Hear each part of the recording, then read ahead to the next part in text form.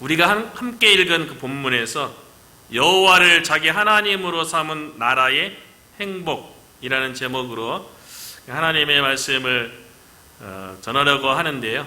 우리가 읽은 12절에 나와 있는 구절을 통해서 설교 제목을 정하고 또 이 설교 제목 중심으로 하나님의 말씀을 살펴보려고 하는데요. 시편 33편의 저자는 미상이에요.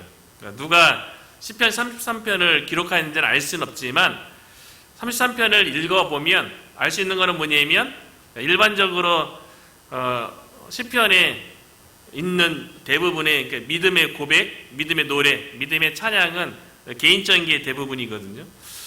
그런데 오늘 본문은 저자가 자기 자신을 위한 기도보다도 또 자기 자신을 위한 또 믿음의 고백이라기보다는 나라를 위한 기도, 민족을 위한 기도로 이루어졌다는 거예요.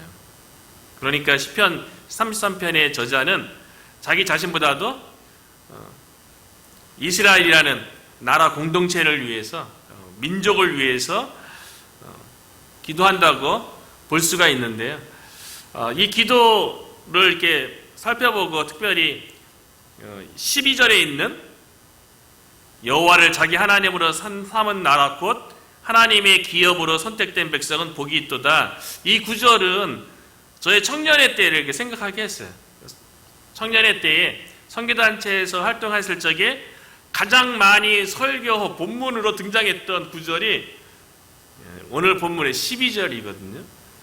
그래서 제가 속해 있었던 그 선교단체에 구호가 있었어요. 그 선교단체의 구호가 무엇이었냐면 민족의 가슴마다 피 묻은 그리스도를 심어 이 땅에 푸르고 푸른 그리스도의 계절이 오게 하자. 민족을 위한 구호였어요. 나라 전체를 위한 기도였어요.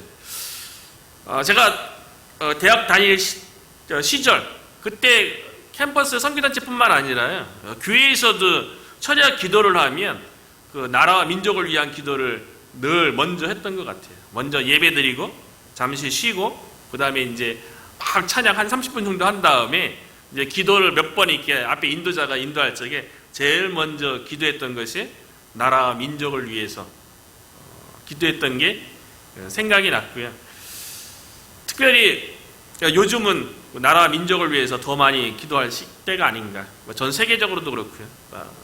우리가 두고 온 고국도 지금 정치적으로 혼란하고 힘든 경제적인 사건 가운데 있고요. 그 한국뿐만 아니라 미국도 여러 가지 정치적으로 경제적으로 힘든 상황 속에서 우리가 시편 33편을 보면서 저자의 마음처럼 나라를 위해서, 공동체를 위해서, 민족을 위해서 기도할 수 있는 우리가 되어야 되지 않나 그런 생각이 들면서 청년의 때는 정말 그 선교단체에서 민족의 가슴마다 피 묻은 그리스도를 심어 이 땅에 푸르고 푸른 그리스도의 계절 오게 하자 모일 때마다 이렇게 손 불끈 쥐고 막 이렇게 구호를 같이 외치고 그랬던 기억이 있어요. 그러면서 이 땅에 소망이 무엇인가, 우리나라의 소망이 무엇인가, 예수 그리스도 그분만이 우리에게 희망이고 소망이고 그렇기 때문에 예수 그리스도의 복음을 전해야 된다. 그렇게 늘 외치고 또 캠퍼스에서 전도하고 또 조금 있으면 이제 여름 수련회를 전국 단위를 하게 되면 그 수련회 마친 다음에 이렇게 팀을 이뤄서 전국 방방곡곡 시골에 흩어져 갖고 2박 3일, 3박 4일, 4일 저런 또 이렇게 전도에 대한 특심이 있어 갖고 3박 4일 거지 순례 전도라고 해서요. 돈을 다 걷어요. 그리고 오직 하나님의 인도하심, 하나님께서 은혜로 채워주심, 하나님께서 먹여주실 것에 대해서 오직 믿음으로 바라보고 이제 각자 시골로 한 팀을 이뤄서 10명, 10명 이렇게 거지순례 전도라고 다니면서 이제 잠도 얻어서 자야 되고 먹는 것도 하루 세끼 다 얻어 먹어야만 되는 그렇게 복음을 들고 시골로 들어가서 전도해서 예수 그리스도의 복음을 통해서 이 땅에 소망이 있기를 바라는, 그래서 그 당시에 많이 썼던 용어 중에 요즘 잘 안 쓰는 것 같긴 한데 복음화라는 말을 그렇게 많이 썼던 것 같아요. 복음화. 민족 복음화, 그리고 뭐 또 도시 복음화, 뭐 캠퍼스 복음화, 그런 영향으로 또 가족 복음화 이런 얘기도 많이 들었고요. 실제로 기도 가운데 많이 쓰기도 하고, 그렇기 때문에 이제 가족 전도에 대한 열심과 또 소망을 가지고 기도했던 기억이 나는데요. 왜 복음화가 왜 필요하냐면, 우리가 특별히 뭐 미국에서 이렇게 살면서 우리 주변에 대학 캠퍼스도 그렇고, 언젠가만 나눴지만 UMD 캠퍼스에 가장 자랑할 만한 미 전체 대학교 중에 넘버원이라고 자랑하는 게 LGTB, 그게 잘 된다고 가장 이제 호의적인 학교라고 홍보하는 학교가 이제 UMD, 메릴랜드 대학 아니겠어요? 그러니까 예수 그리스도의 복음이 없는 캠퍼스, 교회가 사라지는 그런 도시, 뭐 다운타운 이런 데 보면 많은 게 노숙자들, 그리고 마약 문제라든가, 그리고 뭐 동성애 여러 가지 문제, 이게 다 예수 그리스도의 복음이 없는, 하나님이 없이 살아가는 인간 중심적으로 인간의 탐욕이 주인이 된 세상 속에 나타나는 여러 가지 문제들 아니겠어요? 그렇기 때문에 복음화만이 캠퍼스 시절에는, 청년 시절에는 나라를 살리고 나라가 잘 되는 길이라고 그렇게 외쳤던 것 같은데, 오늘날도 마찬가지죠. 한 지역이 잘 되고 나라가 잘 되고 민족이 잘 되는 길은 예수 그리스도로 인해서 복음화 될 때 소망이 있는 거죠. 살 길이 보이는 거죠. 그래서 12절에 나라와 민족을 위해서 기도하는 시편 저자가 이렇게 고백하잖아요. 여호와를 자기 하나님으로 삼은 나라, 곧 하나님의 기업으로 선택된 백성은 복이 있도다. 여호와를 나의 하나님으로, 여호와 외에 다른 우상이라든가 여호와 외에 인간이 주인이 되는 그런 나라가 아니라 여호와만이 나의 하나님이 되는 나라, 민족, 그래서 곧 여호와의 기업으로 선택된 백성. 여호와의 기업이라는 것은 여호와 하나님의 소유가 된 선택된 백성이 복이 있다는 거예요. 복된 길이라는 거죠. 여호와 하나님을 나의 하나님으로 삼을 때 그 나라가 복되고, 그 지역이 복되고, 그 가정이 복되고, 그 개인이 복된 거죠. 그런데 여기서 등장된 이 복이라는 개념이 시편 1편 나눴을 때에도 히브리어로 자세히 설명했었고요. 그리고 마태복음 5장에 있는 팔복을 나눌 때에도 이 복이 히브리어로 아슈레인데 행복이라는 의미도 같이 가지고 있어요. 그러니까 어떤 성경에는 복으로 번역을 했고요. 어떤 번역에서는 행복으로 번역을 해서 둘 다 의미가 있기 때문에 그래요. 그렇기 때문에 여호와를 자기 하나님으로 삼는 나라가 복된 나라고 행복한 나라라는 거죠. 그래서 쉬운 성경 번역을 보면요, 이렇게 번역을 했어요. 여호와를 자기 하나님으로 모신 나라는 행복한 나라입니다. 하나님께서 자기 백성으로 삼으신 민족은 행복한 민족입니다. 여호와를 자기 하나님으로 삼은 나라, 민족이 행복한 나라고 행복한 민족이라는 거죠. 왜 여호와 하나님을 자기 하나님으로 삼을 때 복이 되고 행복이 되는지에 대해서 18절과 19절에 보면요, 시편 저자가 이렇게 얘기해요. 여호와는 그를 경외하는 자, 곧 그의 인자하심을 바라는 자를 살피사. 여기서 여호와를 경외하는 자, 또 하나님의 인자하심을 바라는 자가 곧 여호와를 자기 하나님으로 삼은 자가 되는 거죠.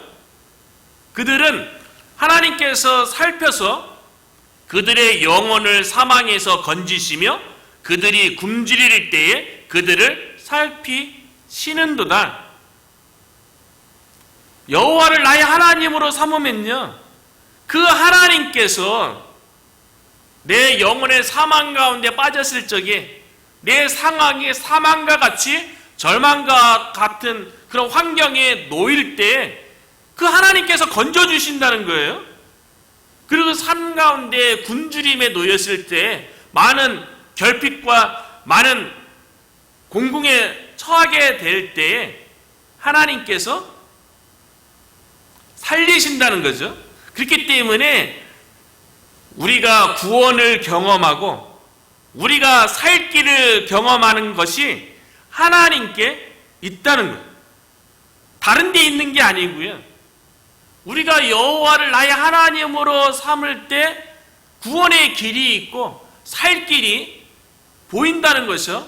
그것이 곧 복이고 행복이라는 거예요.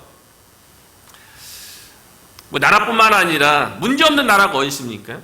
다 인간은 다 불완전하고 다 부족한 존재이고 무엇보다도 또 하나님께서 보시기에는 제 가운데 있는 다 사람들이잖아요. 이거는 뭐 나이가 어리든 뭐 나이가 많든 뭐 제가 수요일마다 노인복지센터 들어가서 50세 이상, 80세 이상 계시는 어르신한테도 늘 질문한다고 그러잖아요. 나이가 많고 인생을 오래 살았고 인생의 경륜도 있고 그러면 죄를 안 짓습니까? 그렇게 물어봤다고 제가 얘기했잖아요. 더 많이 죄 진다고 그러잖아요. 그러니까 인간은 다 나름대로 뭐 도덕적으로 사는 것 같고 그래도 나름대로 다 죄가 있죠. 그렇기 때문에 나름대로 각자의 삶 가운데 크고 작은 문제를 다 안고 있죠. 문제 없는 사람이 어디 있습니까? 다 문제 있죠. 그러니 해서 뭐 괴로워하기도 하고 고통을 겪기도 하죠. 찰리 채플린의 명언으로 이런 말이 있잖아요. 멀리서 보면 희극이고 가까이에서 보면 비극이다. 멀리서 보면 나름대로 뭐 좋은 집에서 좋은 차 끌고 나름대로 사회에서 성공한 삶을 사는 것 같지만 멀리서 보면 그렇지만 가까이서 그들의 삶을 들여다보면 그들의 속마음을 들여다보면 비극이라는 거죠. 겉으로 보기에는 행복해 보여도 실질적으로는 그 인간의 내면을 누가 알겠어요. 그 내면에 들어가 보면 나름대로의 다 비극이 있고 고통이 있는 문제 아니겠어요? 그런데 사람들은 자기 자신이 가지고 있는 문제에 대해서 어려움에 대해서 그 고통에 대해서 나름대로 다 해결하려고 하죠. 인간은 기본적으로 다 평안하고 잘되고 행복하기를 바라는 거 아닙니까? 그런데 그 인간이 나름대로 자기 자신이 가지고 있는 문제를 해결하고 어떻게든 더 나은 삶을 위해서 더 나은 행복을 위해서 노력하는 모습이 있지만 인간적인 지혜와 노력 가지고는 문제도 해결하지 못하고 더 행복해질 수도 없다는 거예요. 그래서 오늘 시편 저자가 16절과 17절에 보면요. 그렇게 인간적인 그 노력의 모습에 대해서 뭐라고 얘기하냐면 많은 군대로 구원 얻은 왕이 없으며 용사가 힘이 세어도 스스로 구원하지 못하는도다. 시편 33편의 저자는 나라와 민족 차원에서 이렇게 기도하고 있는 거잖아요. 나라와 국가가 적군이 쳐들어왔겠죠. 전쟁이 얼마나 비참한 현실을 가져다 줍니까? 그런데 그 적군의 침입에 앞서갖고 싸워야죠. 전쟁해야죠. 그런 온갖 지혜와 온갖 노력을 다 동원하는 거 아닙니까? 그런데 시편 저자는 뭐라고 얘기합니까? 아무리 군대가 많다 할지라도 용사가 힘이 세다 할지라도 스스로 구원하지 못하고요. 17절에 보니까 구원하는 데에 군마는 헛되며 군대가 많다 하여도 능히 구하지 못하는도다. 이거 나라가 직면한 문제뿐만 아니라 뭐 우리 교회가 직면한 문제도 마찬가지고요. 각 가정이 직면한 문제도 그렇고 개인이 직면한 문제도 그렇고 그 문제 앞에서 그 고통 앞에서 우리는 나름대로 경험을 동원하든가 뭐 지식을 동원하든가 여러 가지 이렇게 동원해서 그 문제를 그 고통을 해결하려고 하지만 시편 저자는 뭐라고 얘기합니까? 스스로 구원하지 못하고 능히 구하지도 못한다는 거예요. 오직 우리의 문제를 해결하고 우리의 고통에서 우리를 건지실 분은 오직 하나님께만 있다는 거예요. 그러니까 하나님을, 여호와를 나의 하나님으로 삼을 때 그것이 복이고 그것이 행복이 된다는 거죠. 그래서 왜 여호와 하나님을 나의 하나님으로 삼는 것이 우리에게 복이 되고 행복이 되는지 두 가지만 살펴보려고 하는데, 첫 번째는 여호와는 천지 만물을 창조하신 전능하신 하나님이기 때문에 그래요.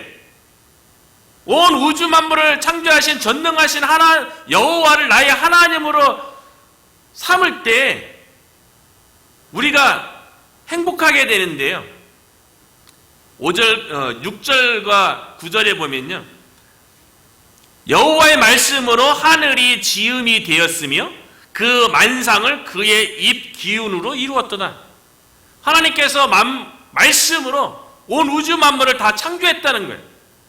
9절에도요, 그가 말씀하시되 이루어졌으며 명령하심에 경고히 섰도다. 하나님께서 말씀으로, 그의 입으로 나오는 기운으로, 결국 말씀으로요 온 우주 만물이 다 창조되었다는 거예요. 세상 만물이 말씀으로 창조되었다는 것에 대해서는 요한복음에도 기록되었죠. 요한복음 1장 1절부터 3절에도 보면 태초에 말씀이 계시니라, 이 말씀이 하나님과 함께 계시니 이 말씀은 곧 하나님이시니라. 이 하나님이 누굽니까? 예수 그리스도예요. 예수 그리스도가 말씀이시고 말씀이신 예수 그리스도가 태초에 하나님과 함께 계셨다는 거예요. 그래서 2절에 보면 그가 태초에 하나님과 함께 계셨고 만물이 그로 말미암아, 예수 그리스도로 말미암아, 말씀으로 말미암아 지은 바 되었으니 지은 것이 하나도 그가 없이는 된 것이 없느니라.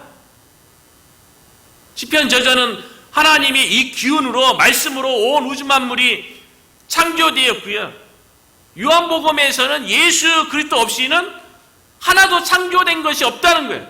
그러니까 모든 것이 예수 그리스도로 인해서 지어졌다는 거죠. 그 얘기는 뭡니까? 온 우주 만물의 주인이 여호와 하나님이시고 예수 그리스도고, 이 땅에 있는 모든 소유권이 여호와 하나님께 있다는 거예요. 그렇기 때문에 하나님께서 창조하신 이 세계가요, 하나님에 의해서 창조되었기 때문에 하나님의 계획과 뜻대로 세상 만물이 움직인다는 거죠. 하나님의 주권 가운데 있다는 거예요. 그런데 세상 사람들은요, 세상 나라는 눈에 보이지는 하나님 때문에 하나님에 의해서 모든 만물이 창조되었음에도 불구하고 세상의 모든 만물이, 세상의 모든 일들이 인간의 계획과 인간의 생각대로 되어질 거라고 생각한다는 거죠. 그런데 그렇지 않다는 거예요. 10절에 보면 여호와께서 나라들의 계획을 폐하시며 민족들의 사상을 무효하게 하시는도다. 모든 나라가 다 계획들이 있죠. 사상들이 있죠. 그런데 모든 나라뿐만 아니라 이 세상에 속한 것이 다 하나님께 있는 건데, 하나님의 계획과 하나님의 뜻에 무관하게 이 땅 가운데에서 이루어지는 것은 아무것도 없다는 거예요. 그러니까 인간이 계획하고 인간이 생각하는 것들을 하나님께서 다 폐지하고 무효로 만든다는 거죠. 나라만 그러겠어요? 뭐 개인의 인생도 마찬가지 아닙니까? 개인의 인생 가운데 계획과 많은 생각들이 있죠. 그 계획과 생각들을 이루기 위해서 얼마나 많은 노력을 합니까? 그런데 이 세상에 있는 모든 것들의 주권은 하나님께 있는 거예요. 하나님의 계획과 하나님의 생각만이 온전히 이루어진다는 거죠. 그렇기 때문에 우리가 온 만물의 주인이시고 주권자이신 그 하나님을 나의 하나님으로 삼을 때 그것이 복된 거예요. 모든 것이 하나님의 계획과 뜻대로 되기 때문에 그 하나님을 나의 하나님으로 삼을 때 내 계획과 내 생각들이 이루어지는 것이 아니라 하나님의 계획과 하나님의 생각들만이 우리를 통하여서, 우리 교회를 통해서 온전히 이루어진다는 거죠. 저와 여러분을 통해서 우리 교회 가운데도, 우리 개인의 삶 가운데도 온 만물의 창조주이신 하나님의 계획과 생각들이 온전히 이루어지기를 주님의 이름으로 축원합니다. 여호와를 자기 하나님으로 삼은 나라가 행복한 두 번째 이유는요, 하나님께서 천지 만물만 창조하신 것이 아니라 인간도 하나님의 형상으로 창조하시고 인간을 하나님께서 굽어 살피시기 때문에 그래요. 13절과 14절이죠. 여호와께서 하늘에서 굽어보사 모든 인생을 살피심이요. 하나님은 인간을 창조하시고 그냥 내버려 두시는 분이 아니세요. 어디 너희 생각과 계획대로 잘 사나 보자, 이렇게 뒷짐지고 바라보시는 분이 아니라요, 하나님에 의해서 창조된 모든 인생, 그것이 예수 그리스도를 믿는 하나님의 자녀든 예수 그리스도를 믿지 않는 불신자든 하나님의 다 생명을 주신 것이죠. 근데 예수 믿는 사람은 구원받은 하나님의 백성이고, 세상에 있는 불신자들은 하나님으로부터 생명이 왔지만 구원받지 못한 하나님의 백성이라고 볼 수가 있는 거죠. 어쨌든 하나님께서 지으신 인생을 모두 다 굽어 살피신다는 거예요. 그래서 14절에도 보면 곧 그가 거하시는 곳에서 세상의 모든 거민들을 굽어 살피시는도다. 모든 이 땅에 거주하는 사람들을 하나님께서 굽어 살피신대요. 믿는 자만 살피는 게 아니고요, 믿지 않는 자들도 하나님께서 굽어 살피시는 거예요. 그래서 세상 가운데 임하는 하나님의 은혜에 대해서 일반 은총으로 얘기하잖아요. 예수 믿든 안 믿든 햇빛과 비가 동일하게 내리는 다 은혜가 있는 거죠. 그런데 하나님께서 모든 인생을 굽어 살피다. 굽어 살피는 게 어떻게 살펴보는 겁니까? 사전을 찾아보니까요, 내려다보며 자세히 살핀다는 거예요. 하나님께서 모든 인생에 대해서요, 위에서 내려다보면서 자세히 살피신다는 거예요. 지금 개정역에는 굽어 살핀다고 번역을 했고요, 이전 개역 성경에서는 감찰하시다, 이것도 어렵죠. 감찰하시다라는 거 번역을 했는데 그것의 의미는 하나님께서 인생을 감독하고 살피신다. 어쨌든 하나님께서 창조하신 인간에 대해서요, 내려다보면서 자세히 살펴보고 있다는 거죠. 하나님께서는 우리가 행하고 생각하는 모든 것에 대해서 다 알고 계세요. 왜냐하면 우리가 다 하나님으로부터 왔기 때문에 그렇죠. 그래서 시편 139편 1절부터 3절에 보면 여호와여 주께서 나를 살펴보셨으므로 나를 아시나이다. 주께서 내가 앉고 일어섬을 아시고 멀리서도 나의 생각을 밝히 아시오며 나의 모든 길과 내가 눕는 것을 살펴보셨으므로 나의 모든 행위를 익히 하시나이다. 우리가 생각하고 행하는 모든 것들에 대해서 하나님은 이렇게 다 알고 계시고요, 굽어 살피시는 거예요. 내려다보시면서 자세히 살펴보고 있다는 거죠. 하나님을 나의 하나님으로 삼으면 그 하나님께서 나를 지켜보시고 살펴보시는 그 은혜를 잊게 되는 거죠. 그런데 15절에 보니까요, 하나님께서 우리의 인생만 굽어 살피는 것이 아니라 우리의 마음도 지으시고 굽어 살피신대요. 그래서 15절에 보면 그는 그들 모두의 마음을 지으시며, 우리의 마음만 하나님께서 지으신 게 아니고요, 이 땅에 거주하는 모든 사람들의 마음을 지으시며 그들이 하는 일을 굽어 살피시는 이로다. 참 특별히 15절 말씀을 묵상하면서 그는 그들 모두의 마음을 지으시며, 인간의 모든 마음은요 하나님께서 지으셨다는 거예요. 하나님께서 주관하신다는 거예요. 이 말씀이 특별히 제 마음 가운데 와 닿았어요. 요즘 계속 시간 있을 때 노방전들을 실시하는데 그런 생각이 드는 거예요. 그러니까 이렇게 고맙다는 얘기하는 사람도 있고 이렇게 관심 갖고 대화 이루어지는 사람도 있고 하지만 그게 중요한 것이 아니라 하나님께서 모든 사람의 마음을 지으시고 모든 사람들의 마음을 하나님께서 주관하시잖아요. 그 마음을 하나님께서 열어주시길 원하는 거예요.